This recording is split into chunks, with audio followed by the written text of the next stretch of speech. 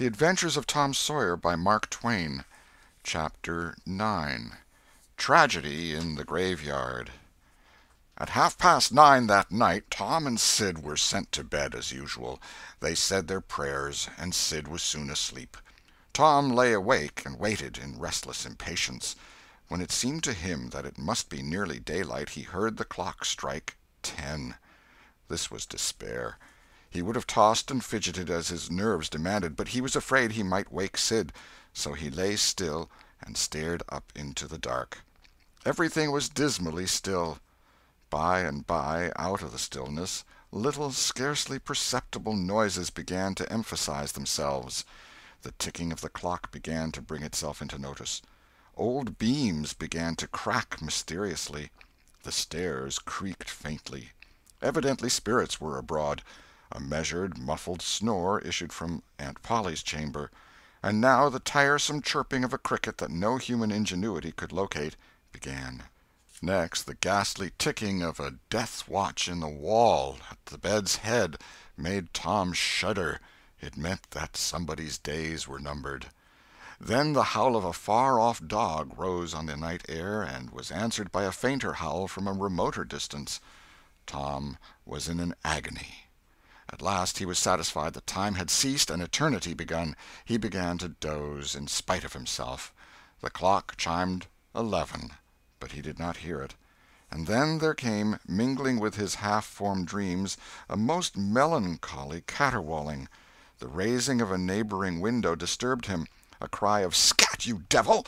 and the crash of an empty bottle against the back of his aunt's woodshed brought him wide awake, and a single minute later he was dressed and out of the window and creeping along the roof of the L on all fours.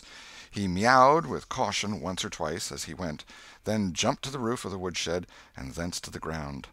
Huckleberry Finn was there with his dead cat. The boys moved off and disappeared in the gloom. At the end of half an hour they were wading through the tall grass of the graveyard. It was a graveyard of the old-fashioned Western kind. It was on a hill about a mile and a half from the village. It had a crazy board fence around it, which leaned inward in places and outward the rest of the time, but stood upright nowhere. Grass and weeds grew rank over the whole cemetery. All the old graves were sunken in. There was not a tombstone on the place. Round-topped, worm-eaten boards staggered over the graves, leaning for support, and finding none. "Sacred to the memory of so-and-so" had been painted on them once, but it could no longer have been read on the most of them now, even if there had been light. A faint wind moaned through the trees, and Tom feared it might be the spirits of the dead complaining of being disturbed. The boys talked little, and only under their breath, for the time and the place and the pervading solemnity and silence oppressed their spirits. They found the sharp new heap they were seeking, and ensconced themselves within the protection of 3 great elms that grew in a bunch within a few feet of the grave. Then they waited in silence for what seemed a long time. The hooting of a distant owl was all the sound that troubled the dead stillness. Tom's reflections grew oppressive. He must force some talk, so he said in a whisper, "Hucky, do you believe the dead people like it for us to be here?" Huckleberry whispered, "I wisht I knowed. It's awful solemn like, ain't it?" "I bet it is." There was a considerable pause while the boys canvassed this matter inwardly. Then Tom whispered, "Say, Hucky, do you reckon Hoss Williams hears us talking?" "Oh, of course he does. Least his spirit does." Tom, after a pause, "I wish I'd said Mr. Williams, but I never meant any harm. Everybody called him Hoss." "Well, a body can't be too particular how they talk about these here dead people, Tom." This was a damper, and conversation died again. Presently Tom seized his comrade's arm and said, "Shh!" "What is it, Tom?" And the two clung together with beating hearts. "Shh! There 'tis again. Didn't you hear it?" "There! Now you hear it." "Lord, Tom, they're coming. They're coming, sure. What'll we do?" "I don't know. Think they'll see us?" "Oh, Tom, they can see in the dark, same as cats. I wisht I hadn't come." "Oh, don't be feared. I don't believe they'll bother us. We ain't doing any harm. If we keep perfectly still, maybe they won't notice us at all."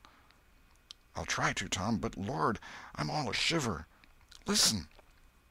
The boys bent their heads together and scarcely breathed. A muffled sound of voices floated up from the far end of the graveyard. "Look! See, there!" whispered Tom. "What is it?" "It's devil fire! Oh, Tom, this is awful!" Some vague figures approached through the gloom, swinging an old-fashioned tin lantern that freckled the ground with innumerable little spangles of light. Presently Huckleberry whispered with a shudder: "It's the devil, sure enough. 3 of them. Lordy, Tom, we're goners. Can you pray?" "I'll try, but don't you be afeard. They ain't going to hurt us. Now I lay me down to sleep, Shh! What is it, Huck?" "They're humans. One of 'em is, anyway. One of 'em's old Muff Potter's voice." "No, 'tain't so, is it?" "I bet I know it. Don't you stir nor budge. He ain't sharp enough to notice us. Drunk the same as usual, likely. Blamed old Rip." "All right, I'll keep still. Now they're stuck. Can't find it. Here they come again. Now they're hot. Cold again. Hot again. Red hot. They're pointed right this time. Say, Huck, I know another of them voices. It's Injun Joe." "That's so, that murdering half-breed. I'd druther they was devils a dern sight. What can they be up to?" The whisper died wholly out now, for the 3 men had reached the grave and stood within a few feet of the boys' hiding-place. "Here 'tis," said the third voice, and the owner of it held up the lantern and revealed the face of young Dr. Robinson. Potter and Injun Joe were carrying a hand-barrow with a rope and a couple of shovels on it. They cast down their load and began to open the grave. The doctor put the lantern at the head of the grave and came and sat with his back against one of the elm trees. He was so close the boys could have touched him. "Hurry, men," he said in a low voice. "The moon might come out at any moment." They growled a response and went on digging.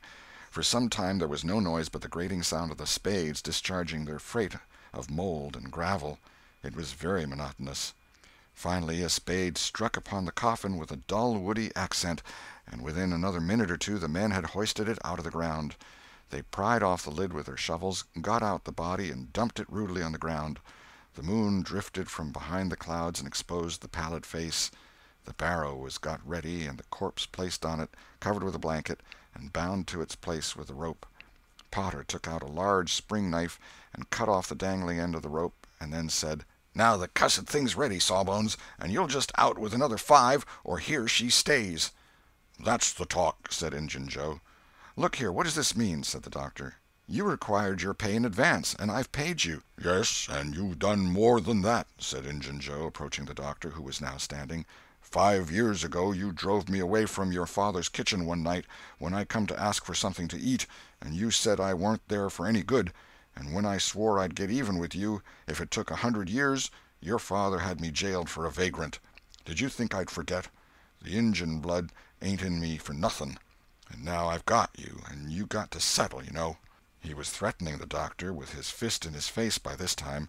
The doctor struck out suddenly and stretched the ruffian on the ground. Potter dropped his knife and exclaimed: "Here, now, don't you hit my pard!" And the next moment he was grappled with the doctor, and the two were struggling with might and main, trampling the grass and tearing the ground with their heels. Injun Joe sprang to his feet, his eyes flaming with passion, snatched up Potter's knife, and went creeping, cat-like and snooping, round and round about the combatants, seeking an opportunity. All at once the doctor flung himself free, seized the heavy headboard of William's grave, and felled Potter to the earth with it, and in the same instant the half-breed saw his chance and drove the knife to the hilt in the young man's breast. He reeled and fell partly upon Potter, flooding him with his blood, and in the same moment the clouds blotted out the dreadful spectacle, and the 2 frightened boys went speeding away in the dark. Presently, when the moon emerged again, Injun Joe was standing over the 2 forms, contemplating them. The doctor murmured inarticulately, gave a long gasp or two, and was still. The half-breed muttered: "That score is settled, damn you!" Then he robbed the body, after which he put the fatal knife in Potter's open right hand and sat down on the dismantled coffin. 3, 4, 5 minutes passed, and then Potter began to stir and moan. His hand closed upon the knife. He raised it, glanced at it, and let it fall with a shudder.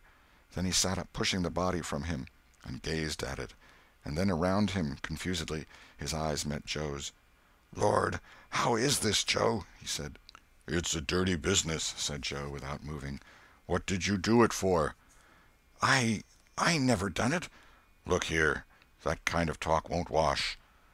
Potter trembled and grew white. "I thought I'd got sober. I'd no business to drink tonight, but it's in my head yet, worse'n when we started here.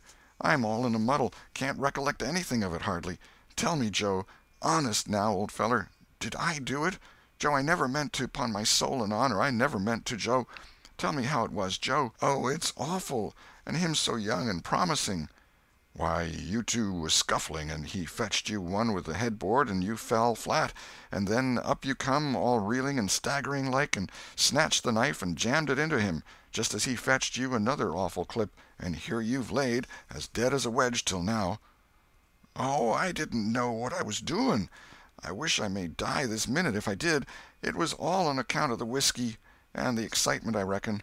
I never used a weepon in my life before, Joe. I've fought, but never with weapons. They'll all say that. Joe, don't tell. Say you won't tell, Joe. That's a good feller. I always liked you, Joe, and stood up for you, too. Don't you remember? You won't tell, will you, Joe?" And the poor creature dropped on his knees before the stolid murderer and clasped his appealing hands. "No. You've always been fair and square with me, Muff Potter, and I won't go back on you. There, now, that's as fair as a man can say."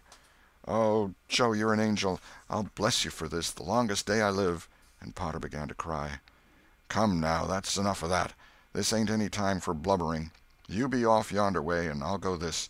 Move now, and don't leave any tracks behind you." Potter started on a trot that quickly increased to a run. The half-breed stood looking after him. He muttered, "If he's as much stunned with the lick and fuddled with the rum as he had the look of being, he won't think of the knife till he's gone so far he'll be afraid to come back after it to such a place by himself, chicken heart." 2 or 3 minutes later, the murdered man, the blanketed corpse, the lidless coffin, and the open grave were under no inspection but the moon's. The stillness was complete again, too. End of Chapter 9. Chapter 10. Dire Prophecy of the Howling Dog. The two boys flew on and on toward the village, speechless with horror. They glanced backwards over their shoulders from time to time, apprehensively, as if they feared they might be followed. Every stump that started up in their path seemed a man and an enemy, and made them catch their breath. And as they sped by some outlying cottages that lay near the village, the barking of the aroused watch-dogs seemed to give wings to their feet. "If we can only get to the old tannery before we break down," whispered Tom in short catches between breaths. "I can't stand it much longer." Huckleberry's hard pantings were his only reply, and the boys fixed their eyes on the goal of their hopes and bent to their work to win it. They gained steadily on it, and at last, breast to breast, they burst through the open door and fell grateful and exhausted in the sheltering shadows beyond. By and by their pulses slowed down, and Tom whispered, "Huckleberry, what do you reckon'll come of this?" "If Dr. Robinson dies, I reckon hanging'll come of it." "Do you, though?" "Why, I know it, Tom." Tom thought a while, then he said, "Who'll tell? We?" "What are you talking about? Suppose something happened and Injun Joe didn't hang. Why, he'd kill us some time or other, just as dead sure as we're laying here." "That's just what I was thinking to myself, Huck." "If anybody tells, let Muff Potter do it, if he's fool enough. He's generally drunk enough." Tom said nothing, went on thinking. Presently he whispered, "Huck, Muff Potter don't know it. How can he tell?" "What's the reason he don't know it?" "Because he'd just got that whack when Injun Joe done it. Do you reckon he could see anything? Do you reckon he knowed anything?" "By hokey, that's so, Tom." "And besides, look here, maybe that whack done for him." "No, 'tain't likely, Tom. He had liquor in him, I could see that, and besides he always has. Well, when pap's full, you might take and belt him over the head with a church and you couldn't faze him. He says so his own self. So it's the same with Muff Potter, of course. But if a man was dead sober, I reckon maybe that whack might fetch him. I don't know." After another reflective silence, Tom said, "Hucky, you sure you can keep mum?" "Tom, we got to keep mum. You know that. That Injun devil wouldn't make any more of drowning us than a couple of cats, if we was to squeak about this and they didn't hang him. Now, looky here, Tom, let's take and swear to one another. That's what we got to do. Swear to keep mum." "I'm agreed. It's the best thing. Would you just hold hands and swear that we—" "Oh, no, that wouldn't do for this. That's good enough for little rubbishy common things, especially with gals, 'cause they go back on you anyway, and blab if they get in a huff, but there oughter be writing about a big thing like this, and blood." Tom's whole being applauded this idea. It was deep and dark and awful. The hour, the circumstances, the surroundings were in keeping with it. He picked up a clean pine shingle that lay in the moonlight, took a little fragment of red keel out of his pocket, got the moon on his work, and painfully scrawled these lines, emphasizing each slow downstroke by clamping his tongue between his teeth and letting up the pressure on the upstrokes. See next page. Huckleberry was filled with admiration of Tom's facility in writing and the sublimity of his language. He at once took a pin from his lapel and was going to prick his flesh, but Tom said, "Hold on, don't do that. A pin's brass. It might have verdigrease on it." "What's verdigrease?" "It's pison. That's what it is. You just swaller some of it once, you'll see." So Tom unwound a thread from one of his needles, and each boy pricked the ball of his thumb and squeezed out a drop of blood. "Huck Finn and Tom Sawyer swears they will keep mum about this, and they wish they may drop down dead in their tracks if they ever tell, and rot." In time, after many squeezes, Tom managed to sign his initials, using the ball of his little finger for a pen. Then he showed Huckleberry how to make an H and an F, and the oath was complete. They buried the shingle close to the wall, with some dismal ceremonies and incantations, and the fetters that bound their tongues were considered to be locked and the key thrown away. A figure crept stealthily through a break in the other end of the ruined building now, but they did not notice it. "Tom," whispered Huckleberry, "does this keep us from ever telling always?" "Of course it does. It don't make any difference what happens. We got to keep mum. We drop down dead. Don't you know that?" "Yes, I reckon that's so." They continued to whisper for some little time. Presently a dog set up a long, lugubrious howl just outside, within 10 feet of them. The boys clasped each other suddenly in an agony of fright. "Which of us does he mean?" gasped Huckleberry. "I don't know. Peep through the crack, quick." "No, you, Tom." I can't do it, Huck." "Please, Tom. There 'tis again." "Oh, Lordy, I'm thankful," whispered Tom. "I know his voice. It's Bull Harbison." Note: if Mr. Harbison had owned a slave named Bull, Tom would have spoken of him as Harbison's Bull, but a son or a dog of that name was Bull Harbison. "Oh, that's good. I tell you, Tom, I was scared to death, and I'd 'a bet anything it was a stray dog." The dog howled again. The boy's heart sank once more. "Oh, my, that ain't no Bull Harbison," whispered Huckleberry. "Do, Tom." Tom, quaking with fear, yielded and put his eye to the crack. His whisper was hardly audible when he said, "Oh, Huck, it's a stray dog." "Quick, Tom, quick. Who does he mean?" "Huck, he must mean us both. We're right together." "Oh, Tom, I reckon we're goners. I reckon there ain't no mistake 'bout where I'll go to. I been so wicked."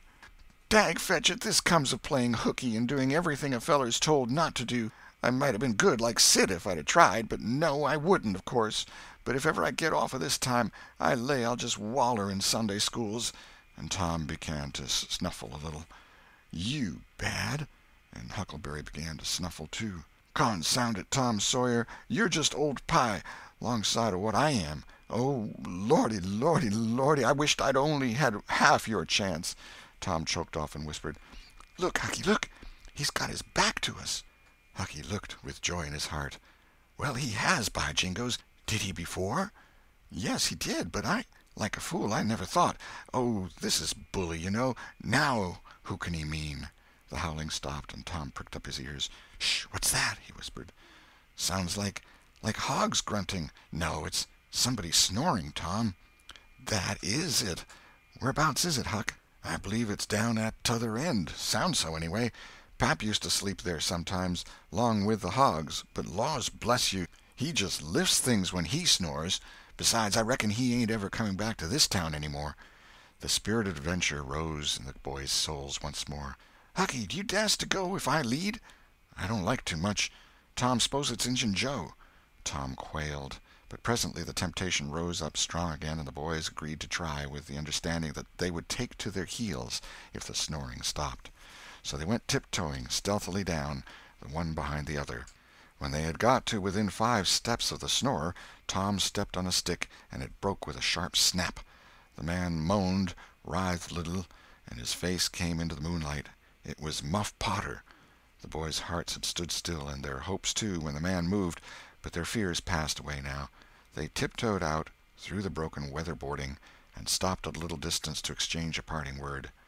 That long, lugubrious howl rose on the night air again. They turned and saw the strange dog standing within a few feet of where Potter was lying, and facing Potter, with his nose pointing heavenward. "Oh, Jiminy, it's him!" exclaimed both boys in a breath. "Say, Tom, they say a stray dog come howling round Johnny Miller's house 'bout midnight as much as 2 weeks ago, and a whippoorwill come in and lit on a banisters and sung, the very same evening, and there ain't anybody dead there yet." "Well, I know that, and suppose there ain't. Didn't Gracie Miller fall in the kitchen fire and burn herself terrible the very next Saturday?" "Yes, but she ain't dead, and what's more, she's getting better, too." "All right, well, you wait and see. She's a goner just as dead sure as Muff Potter's a goner. That's what the niggers say, and they know all about these kind of things, Huck." Then they separated, cogitating. When Tom crept in at his bedroom window, the night was almost spent. He undressed with excessive caution, and fell asleep congratulating himself that nobody knew of his escapade. He was not aware that the gently snoring Sid was awake, and had been so for an hour. When Tom awoke, Sid was dressed and gone. There was a late look in the light, a late sense in the atmosphere. He was startled. Why had he not been called? Persecuted till he was up, as usual. The thought filled him with bodings. Within 5 minutes he was dressed and downstairs, feeling sore and drowsy. The family were still at table, but they had finished breakfast. There was no voice of rebuke, but there were averted eyes. There was a silence and an air of solemnity that struck a chill to the culprit's heart. He sat down and tried to seem gay, but it was uphill work. It roused no smile, no response, and he lapsed into silence and let his heart sink down to the depths. After breakfast his aunt took him aside, and Tom was almost brightened in the hope that he was going to be flogged, but it was not so. His aunt wept over him and asked him how he could go and break her old heart so, and finally told him to go on and ruin himself and bring her gray hairs with sorrow to the grave, for it was no use for her to try any more. This was worse than 1,000 whippings, and Tom's heart was sorer now than his body. He cried, he pleaded for forgiveness, promised to reform over and over again, and then received his dismissal, feeling that he had won but an imperfect forgiveness and established but a feeble confidence. He left the presence too miserable to even feel revengeful toward Sid, and so the latter's prompt retreat through the back gateway was unnecessary. He moped to school, gloomy and sad, and took his flogging, along with Joe Harper, for playing hooky the day before, with the air of one whose heart was busy with heavier woes and wholly dead to trifles. Then he betook himself to his seat, rested his elbows on his desk and his jaws in his hands, and stared at the wall with the stony stare of suffering that has reached the limit and can no further go. His elbow was pressing against some hard substance. After a long time he slowly and sadly changed his position and took up this object with a sigh. It was in a paper. He unrolled it. A long, lingering, colossal sigh followed, and his heart broke. It was his brass andiron knob. This final feather broke the camel's back. End of chapter 10.